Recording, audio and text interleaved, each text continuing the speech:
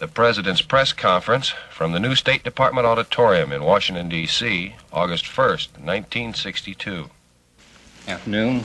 I have several announcements. Recent events in this country and abroad concerning the effects of a new sedative called thalidomide emphasize again the urgency of providing additional protection to American consumers from harmful or worthless drug products.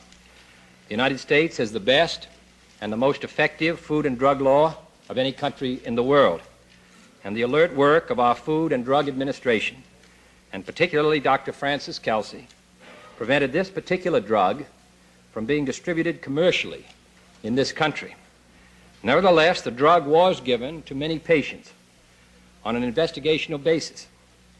We are reviewing what steps can be taken administratively to make this stage in the future less dangerous. We have recommended a 25% increase in the Food and Drug Administration staff, the largest single increase in the agency's history, and the full amount was voted today by the conferees of the Congress. And it is clear that to prevent even more serious disasters from occurring in this country in the future, additional legislative safeguards are necessary. The bill reported by the Senate Judiciary Committee on July 19th, while embodying many of the recommendations contained in the message of March of this year, does not go far enough, as Senator Kefauver and others have pointed out in their supplementary review on the committee report.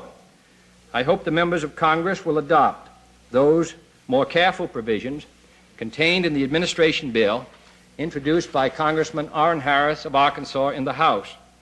The administration bill, for example, unlike the Senate Judiciary bill, will allow for immediate removal from the market of a new drug where there is an immediate hazard to public health, which cannot be done now, and contains with it many other very essential safeguards, which I hope the Congress will act on this year.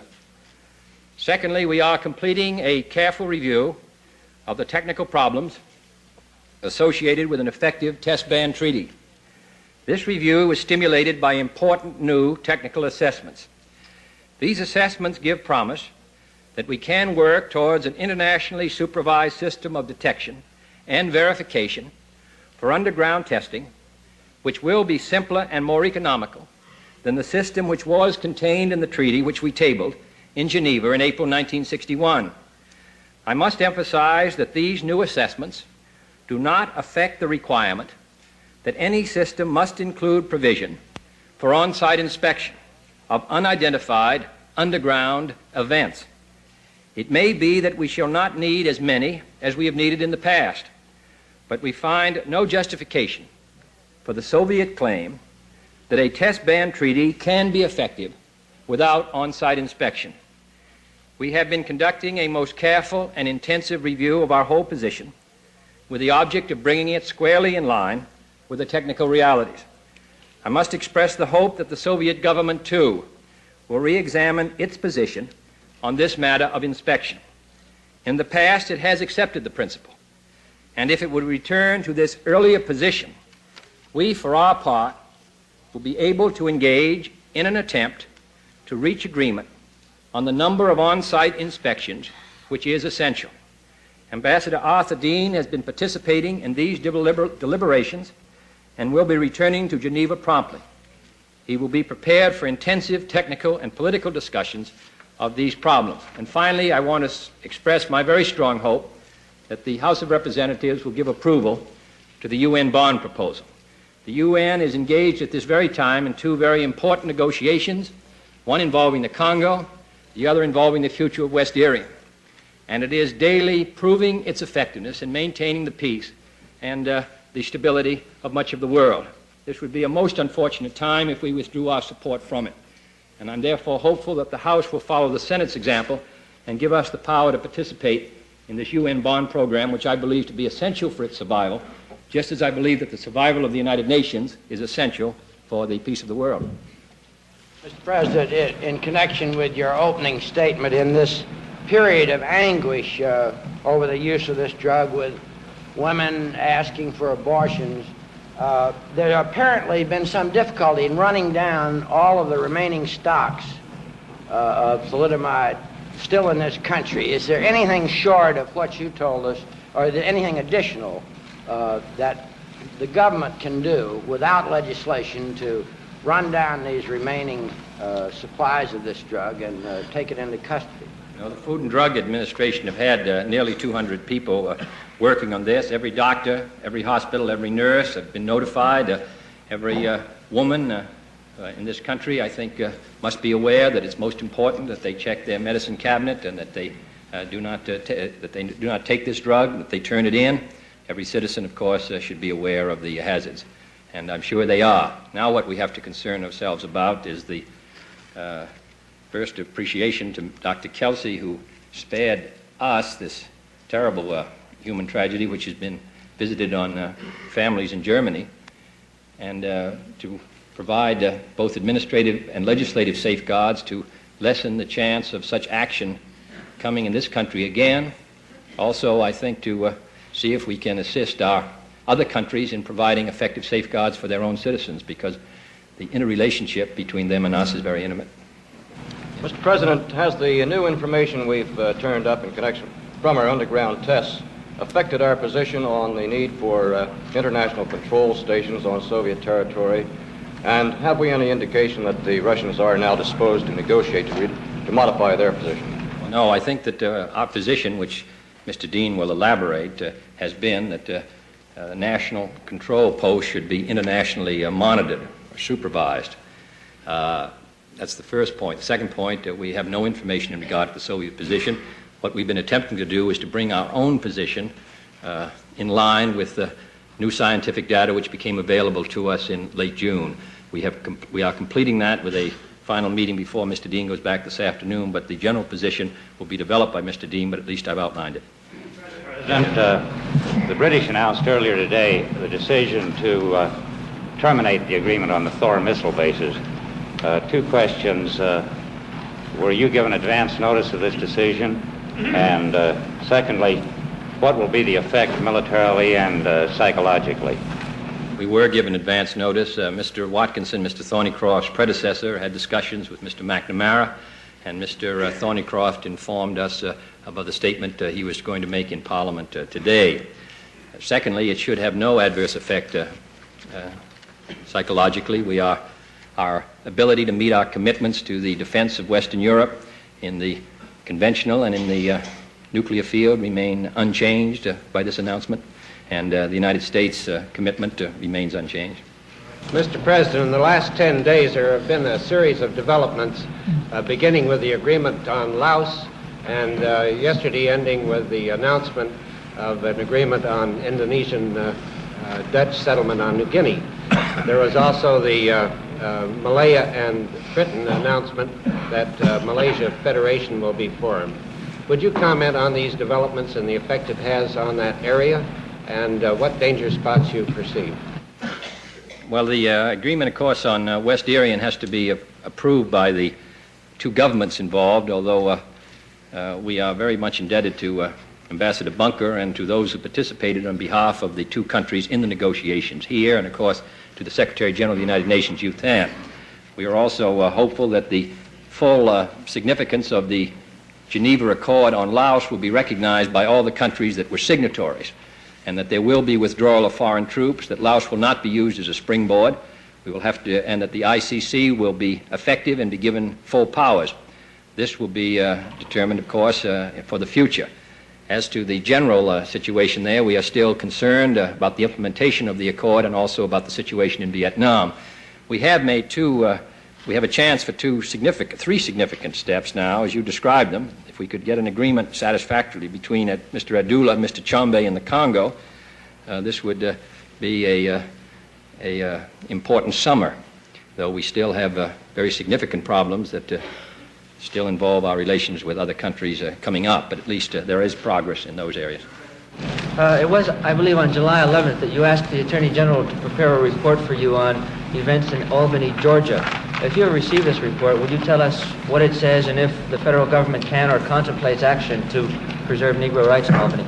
We have been in, I've been in constant touch with the Attorney General and received more or less daily reports, and he's been in daily touch with the authorities in Albany in an attempt to provide a solution. There is what is involved here is partly local laws and partly those laws which involve the national government, particularly as they might involve public facilities, and some of these matters are in the court. Let me say that I find it wholly inexplicable why the City Council of Albany will not sit down with the citizens of Albany, who may be Negroes, and attempt to secure to them in a peaceful way their rights. The United States government is involved in sitting down at Geneva with the Soviet Union. I can't understand why the government of Albany, City Council of Albany, cannot do the same for American citizens. We are going to attempt to, as we have in the past, to try to provide a satisfactory solution and protection for the constitutional rights of the people of Albany, and will continue to do so. And the situation today is completely unsatisfactory from that point of view. Mr. President, have you reached a decision yet as to the extent and timing of additional nuclear testing required by this government? No. As you know, we are repairing the pad at Johnson Island, and we'll make a judgment in regard to those 3 tests when the pad is completed. That will, of course, conclude, if we go ahead with those tests, that will conclude this series of tests. Did you say 3 tests? I believe there were 3 that are still to be done. President. A Gallup poll published today, Mr. President, shows that some 72% of those polled are opposed to a tax cut if it means the government will go further into debt.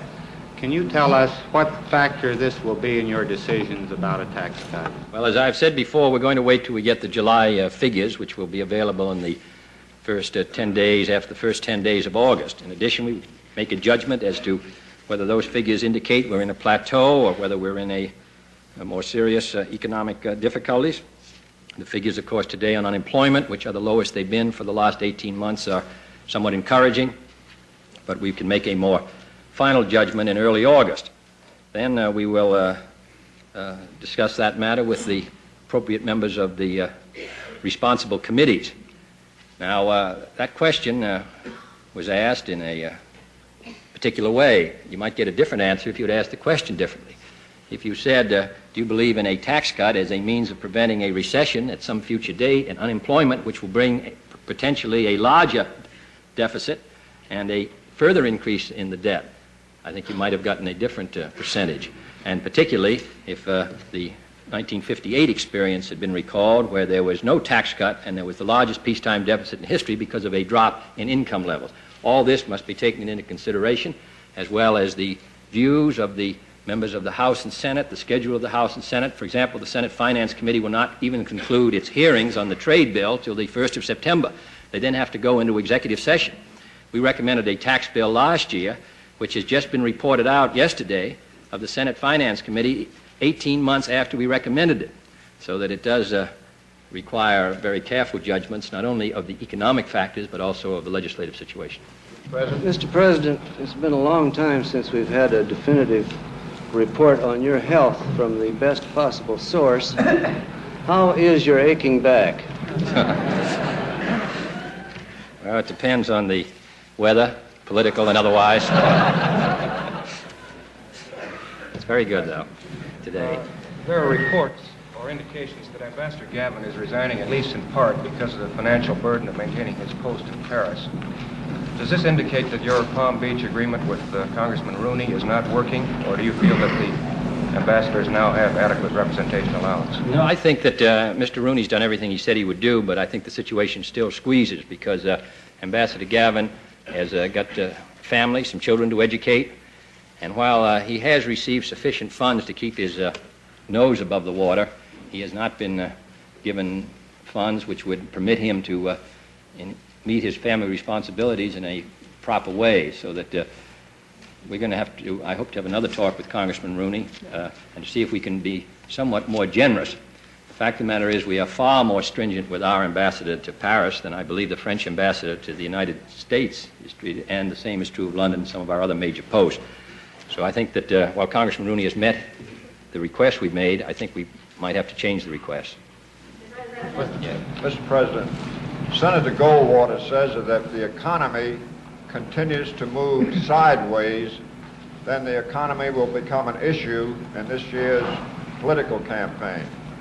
Are you willing to match the record of your administration in the economic field with that of the last administration? Well, I don't think the record of the last administration, particularly from 57 on, was satisfactory. I'm not satisfied with our record. And I don't think that any American ought to be. Now, if we wanted to compare the economic statistics of the day that I assumed office and today, you'd find that gross national product was up 10%, that the incomes are up about 10%, that in a whole variety of areas the improvement is between 10 and 15%. Even profits have gone from an annual average of about $40 billion to $50 billion. And the Standard & Poor level of stock prices is about 5 points above what it was at the time that I took office. But that still is not sufficient. We have to provide a greater rate of growth because of our increasing population. And even though our gross national product may have gone from around $500 billion to 550 or 55 on an annual basis this year, there is still a gap between what we are doing and what we could do based on our manpower and on our plant capacity. So that Senator Goldwater, I would be glad to compare statistics, but where I think we disagree is that there are some things we think we should do about it. I think if we could get the standby tax bill, which would meet the problem which I responded to in Mr. Kent's question, that we could then apply that tax reduction if the economy, for example, began to drag in the fall or the winter of 1963. The problem is now that if we go by this session without a tax reduction, then recommend one in January, if you go through the usual procedures, the bill will not come to the floor of the Senate possibly till late summer. And by then we would have gone through nearly a year more. So I support that bill. It's my understanding that the senator in question does not. In addition, I support the Public Works bill, the Youth Opportunities bill, manpower retraining, additional funds, and so on. So that I think that we have suggested some areas where action would help us meet the problems that I am very conscious of, which is that as a country, since 1957, we have not been fulfilling our capacity. But if we want to just compare statistics, we be glad to compare to the recession, which was in effect when I took office. Mr. President, you said some time ago that Ambassador Galbraith was taking up with the Indian government the question of purchase of Soviet jets. Has he had any success in dissuading Mr. Nehru from making such a purchase? Well, he has talked to Mr. Nehru some time ago, some weeks ago. I don't believe he's had a recent conversation with him. Since that time, a mission has gone to London to look at Lightnings. I understand a mission has gone to Moscow to look at MiGs. The Indian government itself will make its final judgment as a sovereign power. Mr. Galbraith only attempted to suggest some of the factors which were of interest to us as a friend of India. President, in your initial statement on nuclear testing, you said that it was perhaps possible to rely on fewer control posts. Does this mean that we formally plan and offer reducing the number that we've suggested, or will you wait to talk about numbers only after the Soviets first accept the principle of on-site inspection? We have to have an acceptance of the principle. Then as the scientific information is made available, a conclusion could be reached as to what would be the appropriate number of on-site inspections. In addition, because of the new scientific information, we believe that we can provide a more immediate worldwide system of control posts at substantially less cost than the former proposals that we made, less in number but more effective in determining seismic explosion or movements. So that we believe that this system, the new data can provide a more effective control than we've ever had before. But it does not provide a substitute for on-site inspections because there will still be a good number of events which may occur in the Soviet Union, for example, and we will not be able to detect without inspection whether these are earthquake or seismic events. Mr. President, Senate opponents of the administration's communications satellite bill contend that some provisions of this bill would infringe on your authority in the foreign affairs field. How do you feel about it? I agree with that. This bill was carefully drafted. We've had a number of conferences about the matter. We believe that it is the most effective way of providing for the development of a communications satellite. The responsibilities of the federal government are very well reserved, both in the membership of the board, the powers of the Federal Communications Commission, the power of the State Department, the general executive powers of the presidency. So I must say I think the bill is the best way to do it. The Senate itself must reach a judgment as to whether they agree. President, for clarification, sir, if I understood you correctly, you said originally that research would now permit a reduction in the number of on-site inspections and would also permit an internationally monitored system of control posts. Does this mean, sir, that we could now forego the international control posts? The language I used was carefully chosen and is precise. Mr. Dean can develop our thoughts in more detail, but the phrase I used is the one that describes our position on that matter. Internationally monitored, supervised national control posts. Our previous proposals. I think that Mr. Dean can describe our proposal, but I've described it in general phraseology as I have our general position, which will be filled in by Mr. Dean at Geneva. Mr. President, there has been some criticism by some disarmament specialists, among them Dr. Louis Sohn of Harvard, who's consultant to the Arms Control and Disarmament Agency, that far too much time and effort have been spent in trying to negotiate a nuclear test ban, and too little attention has been given to the more basic problem of limiting and controlling production of delivery vehicles. Would you give us your views? We are now involved, as you know, at Geneva on this question of general and complete disarmament. The Soviet Union has stated that it will not permit inspection of what may be left over. We can inspect what they destroy, but not what they retain. As Mr. Lovett said this morning in a particular image, that we can count the bodies, but not the births. So that's our particular problem, and until we are able to get an inspection of what is in production, we cannot get an agreement on general and complete disarmament. But it is to secure that agreement that we're now at Geneva. Yes. Sir, we're getting ready to negotiate on this disarmament at Geneva. And why, can you tell us, was this proposal that the United States made there not presented first to the American people fully and to the Congress, rather than just to a few individuals, not even to the leaders of both House and Senate of both parties, before it was made at Geneva? Won't it be much harder to vote down a treaty that results from this negotiation later on? Wouldn't it have been better for the American people to have debated this first before the proposal was made internationally? Well, there's a number of facts in your question which I'm not sure I agree with. In the first place, there has been testimony before the Joint Committee on Atomic Energy, making available to the Joint Committee the information which was secured scientifically in late June. In addition, that information, all that we had was published in early July. Now, we are not proposing to reach any agreement that will not be submitted to the United States Senate in accordance with our traditional procedures. I am describing our position. All the technical information which we have will be made available, so that I think that we are acting in accordance with our traditional position. The point is that the information in regard to our improved ability to detect seismic events, that this only became scientifically available to the United States, really, in late June. So we are attempting to get this information out as widely as possible. We will discuss it fully at Geneva. We will make it available to the Joint Committee. Mr. Foster, our disarmament administrator, has discussed it with various members of the Congress. We've met about it in the National Security Council. We are proceeding in an orderly way. And I can assure you that we are as concerned about the security of the United States as the people who are involved in this discussion as anyone could possibly be. We are also anxious to get a treaty if we can get it. And we feel that we have struck a very appropriate balance between these two facts. Was it true that Mr. Foster didn't go before the Joint Committee on Atomic Energy until after the proposals had been made public in Geneva? The proposals, because the proposals haven't, the first discussion of any proposals we may make were made by me this afternoon.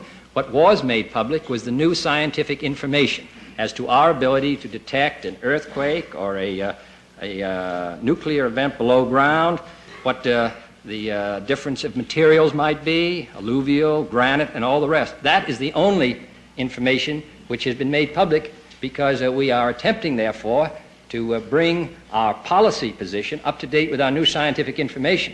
But we are not talking about, we have made available fully the scientific information, and Mr. Dean and we are discussing what effect this might have on our policy. And the members of Congress and the country will be kept fully informed about it. I quite share with you that they are entitled, must know, because obviously any treaty that we would sign would require the support of 2/3 of the Senate, and therefore they are going to be kept step by step in touch with us. President, can you tell us any recent steps that have been taken to reduce the flow of gold abroad?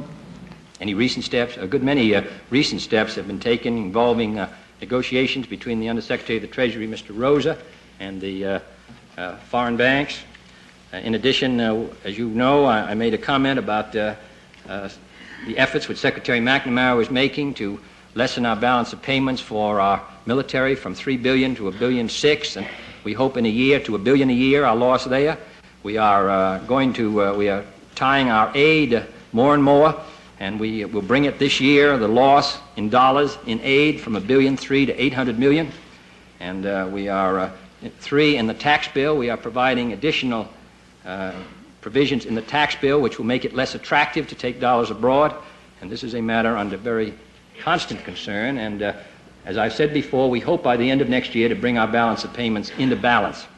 I think we discussed last week why drastic remedies of the type of devaluation would be self-defeating and would not be employed by this government. And I think that if we proceed on the basis that we are, that by the end of next year, if our exports maintain their present rise and our wage price structure remains the same as it is now relative to Europe, that we can bring this into balance. Yes. After the resignation of General Norstad was announced, there have been many speculations in Europe that there may occur a complete change in American strategy going as far as to a nuclear disengagement. Could you comment on that? Well, I can't understand possibly how anyone could come to that conclusion. General Norstad requested that he be permitted to resign. He had held the position for a great many years. The chairman of our Joint Chiefs, General Lemonster, there may be those who, for their own reasons, wish to put this story out, but there is no evidence for it. General Lemonster will carry on the policies of the United States government the same way as General Norstad has done so. Those rumors are wholly unfounded, wholly untrue, and do not, the slightest check by those who transmit them through Europe would demonstrate that they are unfounded. I can assure you we are continuing our defense of Europe, and I've said before we cannot maintain the defense of Europe without also maintaining our nuclear strength, on which this administration has spent a good deal of additional funds. So I can assure you that the stories run true, though I have some idea of where they come from and why. Mr. President, can you tell us if you consider the developments in Peru encouraging toward the point of our recognizing the new government there? And also, is there any comment you'd like to make on the discussion of your policy toward Peru? We are encouraged by the release of President Prado. We're encouraged by the fact that civil liberties have been restored. We've been encouraged by the assurances of the junta that free elections would be carried out in a period of time, and that we are anxious that some clear assurances be given that there will be that they will abide by the results of these elections. We had relations with President Prado's government. When that government was overthrown and the president imprisoned, it was quite natural that we would re-examine our relations. That re-examination is going on, and we have been encouraged by those signs which I've named, and we hope that there will be other evidences that there will be a return to constitutional free government, which is the objective of the Alliance for Progress. Yes? With regard to the fallout which has been discovered at Milk in Utah, has your administration planned any precautionary steps, and specifically will there be more air bursts in Nevada? Any radioactive materials that come from the tests in Nevada have been dissipated, or if they have not completely been dissipated, will be very immediately. Now, secondly, I'm not aware of any further tests. In fact, there are not any further tests in Nevada. Although there are not going to be any celebrations from this first anniversary of the Alianza para el Progreso, do you feel satisfied or pleased with the rate of progress so far attained by the Alliance for Progress? Measured against all that has to be done, I think we have to do much better. Mr. President. That's the point of Ambassador Moscoso's determination to mark the day rather than celebrate it. Mr. President, is it correct to infer from your earlier remarks on drugs that you would like to see reversed the present situation whereby pharmaceutical houses are able to distribute drugs on an experimental basis through doctors without federal approval? I would like to see, I think that we can administratively improve the control of the Food and Drug Administration of the distribution of drugs during this period. So in answer to your question, well, the words, I would say that generally I am in favor of a greater degree of federal supervision.